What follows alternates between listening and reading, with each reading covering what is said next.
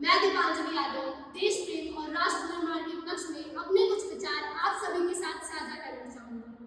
आजादी आजादी का असली मतलब वही समझ सकता है जिसने कभी गुलामी की हो। हम सौभाग्यशाली हैं कि हमने स्वतंत्र भारत में जन्म लिया। यूं तो आजादी की लौ 1857 में ही चल चुकी थी, जो वर्षांत कर 1947 में हमारे देश को आजाद कर दी। प्राचीन मध्यकालीन और वर्तमान भारत के उदाहरणों से स्पष्ट करना चाहूंगी कि जब हम फिरंगियों के घेरे में फंस गए थे तो रंगते पसंदी चोले की एक आवाज पर टोलों के टोले उड़ाते थे और उनके वंदे मातरम के नारे से खून में आने वाला 5 डिग्री का तूफान अंग्रेजी शासकों की जड़ों में तूफान लगता था।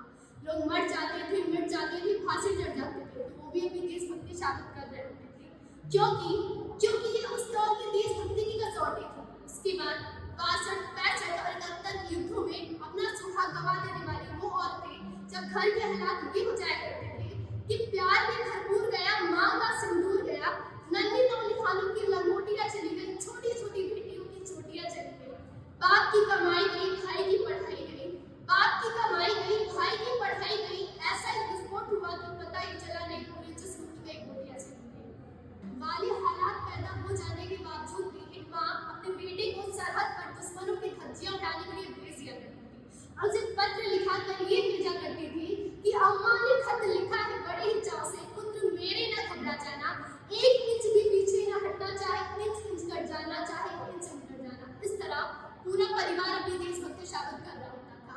तब देश बलिदान मांगता था, तब देश मर जाने को, मिट जाने को, फांसी चढ़ जाने को कहता था। किंतु आज देश मर जाने को नहीं कहता, आज देश मिट जाने को, फांसी चढ़ जाने को नहीं कहता, बल्कि मेरे विचारों में है यदि कोई व्यक्ति अपना काम पूरी ईमानदारी, पूरी मेहनत और पूरी लगन से करे ना तो वही सबसे बड़ा देशभक्त है। मैं नहीं मानती फेसबुक और व्हाट्सएप की नीति को 3 रंग में रंगना ही देशभक्ति है। और यदि कोई कहे कि साल में एक बार हाथ में तिरंगा लेने में आए देशभक्ति है, तो मैं पूछना चाहूंगी फुटपाथ में रहने वाला बच्चा तिरंगे की छाव में नंगे पांव में जब तिरंगा बेच रहा होता है तो क्या उसे आप उसकी देशभक्ति कहेंगे? ये उसकी देशभक्ति नहीं, इसके पेट की भूखी शक्ति है जो कि उसे ऐसा करने पर मजबूर करती है।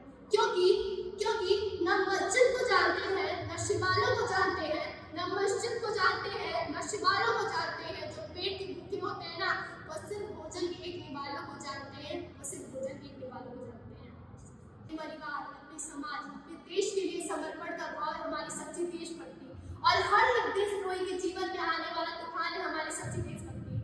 ताकि हर देशद्रोही ये समझ सके कि अगर तू परिंदा है तो ये आसमान तेरा है, अगर तू दरिंदा है तो ये सब साथ तेरा है, भाईचारे से रहना है तो रह इस जमीन पर, वरना एक कब्र भी तेरी और यही कब्रिस्तान भी तेरा है और यही कब्रिस्तान भी तेरा है। लेकिन एक देशद्रोह से ज्यादा देशभक्ति तब तबाह होती है जब एक बेटा अपने बूढ़े माँ बाप को वृद्धाश्रम की चौखट पर छोड़ आता है। कराह उठती है वो देशभक्ति जब मुसीबत में फंसे लोगों को बचाने से ज्यादा हम सेल्फी लेकर अपनी लाइफ बैठाने में लगे रहते हैं। आज के उस दौर की वो युवा जिनके ऊपर जिम्मेदारी थी अपने देश, अपने राष्ट्र, अपनी जीवन के आशाओं को बांधे रखने की, वही युवा 4x4 इस छोटी सी स्क्रीन पर अपने कोमल अंगुलियों की घर्षण मारने से अपने भावनाएं मुझे भेज रहा है। 4 मीटर वोट का काम मेरा रोज का भारत का भविष्य तबाह कर रखा है। हम ना एक ऐसे समाज में जीते हैं जहाँ लड़कों से बात करता जो देख भाई भड़काते हैं, लड़कों से बात करता जो देख भाई भड़काते हैं, वही भाई अपनी गर्लफ्रेंड के किस्से घर में बसस कर सुनाते हैं। हम ना एक ऐसे समाज में जीते हैं जहाँ पत्थर की मूरत को लगते हैं 56 भोग, पत्थर की मूरत को लगते हैं 56 भोग, भूखे नंगे तड़पते सो जाते हैं लोग, भूखे नंगे तड़पते सो जाते हैं लोग। मजदूर को मजदूर समझिए, मजबूर नहीं, गरीब को काम दीजिए, दान नहीं। और अगर दान देने की इच्छुक है तो जीते जी रक्त दान दीजिए और मरने के बाद अंग दान देकर किसी मरती हुई को दान दीजिए। यही सच्ची देशभक्ति और यही सच्चा राष्ट्र है। न सरकार मेरी है, न रब मेरा है, न सरकार मेरी है, न रब मेरा है और ना ही इतना बड़ा सा नाम मेरा है। बस इतनी सी बात का गुरु है मुझे कि मैं भारत की हूँ और ये भारत मेरा है और ये भारत मेरा है। और मैं सैल्यूट करना चाहूंगी सरहद पर दिन रात हमारी रक्षा के लिए खड़े हर उस जवान को, इस देश के पुलिस प्रशासन और किसान को और इस देश के हर नागरिक को जो अपना काम पूरी ईमानदारी, पूरी मेहनत और पूरी लगन से करते हैं, जिनके बिना राष्ट्र निर्माण की कल्पना करना भी असंभव सा लगता है।